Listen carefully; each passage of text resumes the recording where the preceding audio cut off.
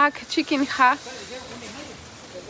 Hier gibt es mehrere Cenotes und man kann hier schwimmen, tauchen und auch Seilbahn fahren.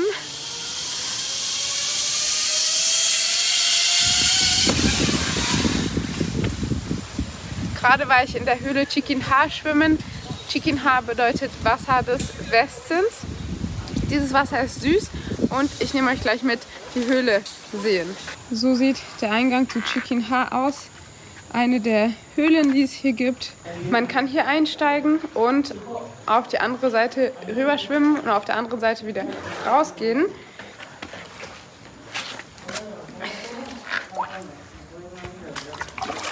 In Cenotes gibt es ganz viele Fische.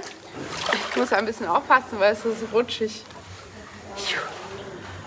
Es handelt sich um Süßwasser und man braucht auch eigentlich keine Schwimmweste, aber sie ist Pflicht. Wenn man schwimmen kann, braucht man aber keine Angst, auch wenn es an manchen Stellen wirklich tief sein kann. Aber das Wasser ist glasklar und es gibt auch Stalagmiten, die von oben runter wachsen.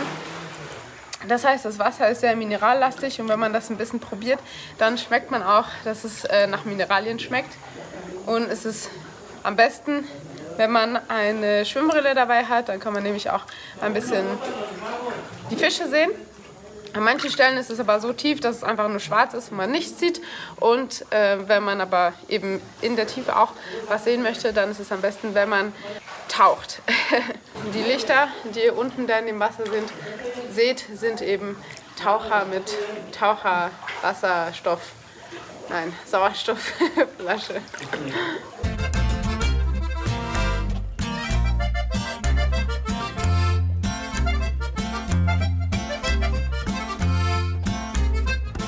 Man kann also an diesem Seil hier entlang schwimmen und kommt dann auf der anderen Seite bei der anderen Höhleneingang wieder raus.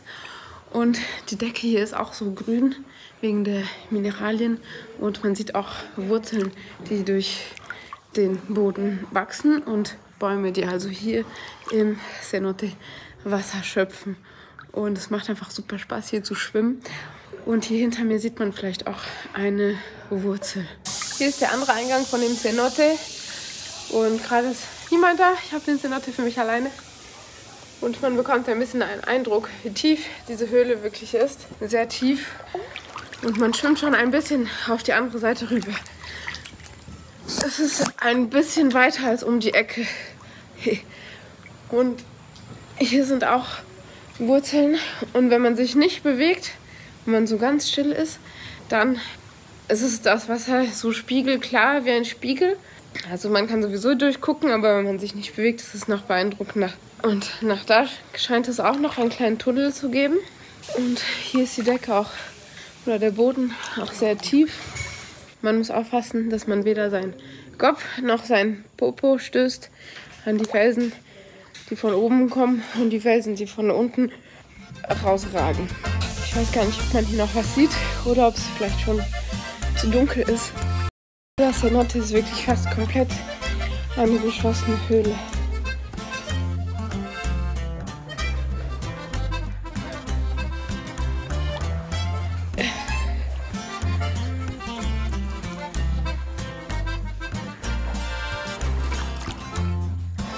Da ich mein Handy jetzt nicht hier verlieren will, schwimme ich jetzt ganz vorsichtig wieder raus. Und nehme euch mit zum nächsten Cenote. Denn es gibt mehrere in diesem Park, hier in dieser Region Mexikos. Schwimmen, sprechen, Handy nicht verlieren. Nicht so einfach.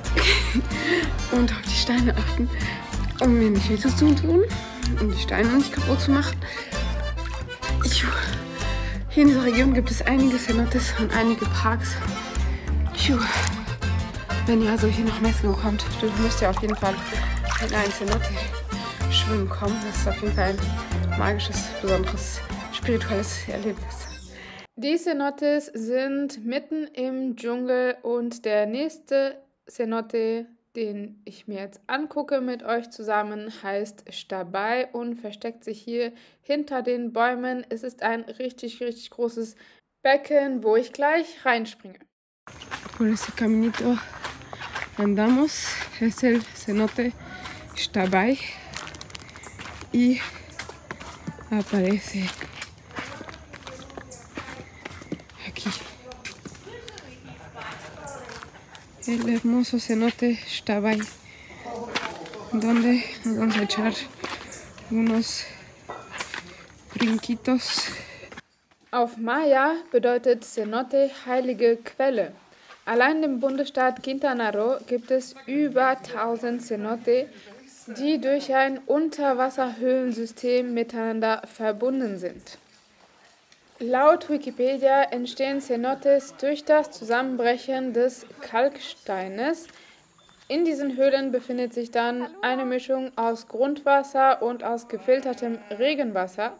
Jedoch bekommt man vor Ort erzählt, dass die Cenotes durch Meteoriten entstanden sind. Wer weiß, vielleicht ist es auch ein bisschen von beidem.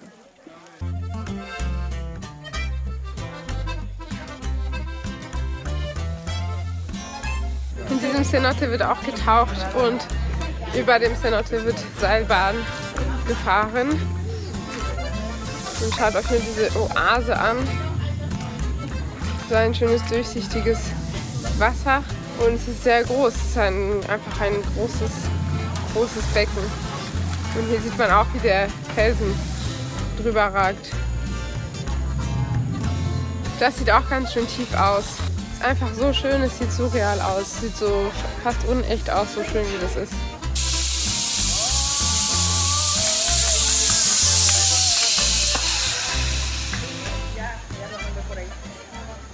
Ich bin mitten auf dem Cenote und auch wenn ich die Schwimmweste gerne ausziehen würde, ist es schon ganz praktisch, weil dann schwimmt man einfach, muss sich gar nicht anstrengen und ich kann dabei auf die Kamera aufpassen und einfach hier drum filmen und es ist so cool, es ist richtig groß, es ist wie ein natürliches Schwimmbecken und bevor man ins Cenote steigt, muss man sich einmal abduschen, weil man darf nämlich nicht ins Wasser steigen, wenn man noch Sonnencreme oder Moskitoschutz auf der Haut hat. Um das Wasser zu schützen, muss man sich einmal vorher abduschen, damit man keine ungewollten Sachen hier ins Wasser mitnimmt. Also, diese Cenotes sind nicht weit von Tulum entfernt. Ich glaube, wir sind ungefähr eine halbe Stunde Auto gefahren, um hierher zu kommen.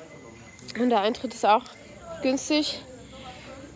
Heute ist wirklich ruhig, es ist wenig los, obwohl Samstag ist und Hochsaison, Januar. Einige Taucher sind hier. Es macht einfach Spaß. Oh, hier ist ein Seil.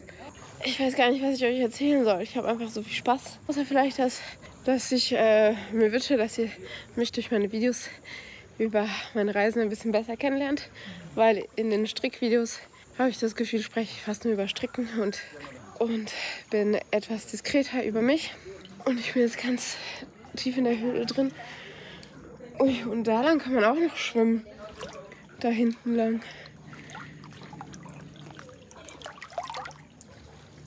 Das nenne ich Urlaub. Vergisst man alles und nachts schläft man einfach so gut und hat schöne Träume. Das Wasser ist schon ein bisschen frisch, ne? Es ist nicht warm, aber es geht, wenn man sich bewegt. Es ist wirklich kein Ding. Ich wünsche jedem von euch, dass ihr mal die Gelegenheit habt, in einem Cenote schwimmen zu kommen. Im Süden Mexikos, wenn du nach Cancun fliegst oder nach Tulum. Tulum hat auch seit kurzem einen eigenen Flughafen. Und gleich lege ich die Kamera weg.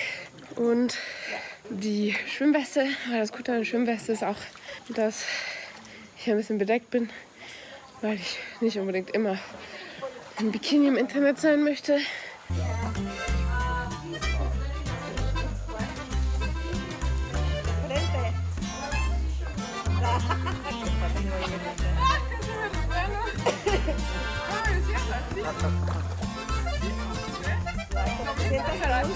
Avientas la primero la pierna izquierda y ya terminas con la derecha al final para que te...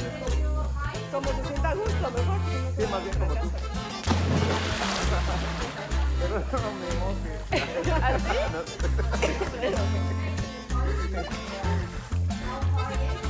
¿Así? Schließlich nehme ich euch mit zum Cenote Tac Bija.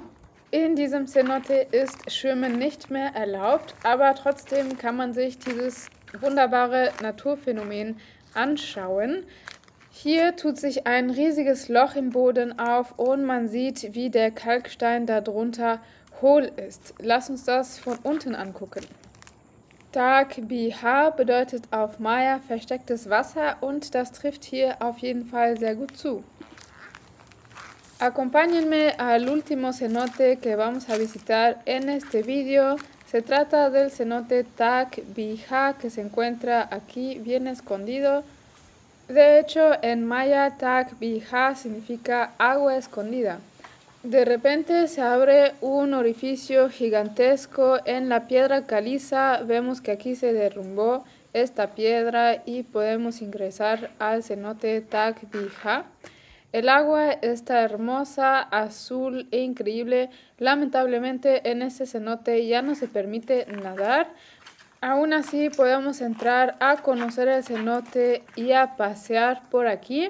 Según Wikipedia, los cenotes se crean por derrumbes de la piedra caliza y así es como se abren estas cuevas, donde yo tengo entendido que se mezcla el agua subterránea y el agua filtrada de la lluvia, pero los guías turísticos aquí en Quintana Roo por lo general cuentan que los cenotes se crearon gracias a meteoritos que cayeron aquí en la región. Ustedes díganme en los comentarios qué opinan, cuál versión es la correcta o tal vez la historia incluye un poquito de los dos. Por un lado, meteoritos y al mismo tiempo el derrumbe de las piedras.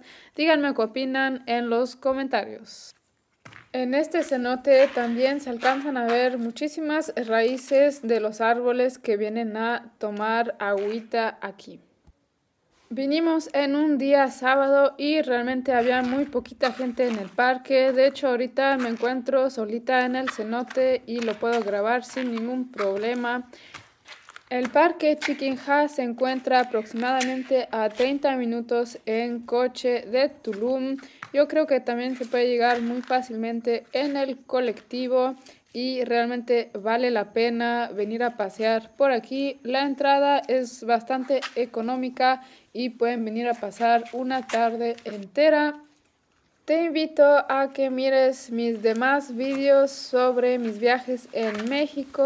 Te recomiendo mucho el vídeo sobre las playas en Tulum y también el vídeo sobre las pirámides de Tulum. Suscríbete a mi canal si te gustaron mis vídeos y ahorita me voy a echar un último chapuzón. Un pasito para adelante, un pasito para atrás. De ladito, después es egipcio y luego maya. Like an Egyptian. Y maya. No, pero aquí es maya. Pasito maya. Ahí está la tortuga. ¿Eh? ¿La tortuga? Ah, no voy a sacar encima de la tortuga. No, pues. No, tiene el carapazón. Caparazón. El carapazón, no, es carapazón. Carapazón. Ay, ese carapazón. El carapazón con la punta y primera, la derecha y la izquierda. Ajá, las dos. Las dos. A ver.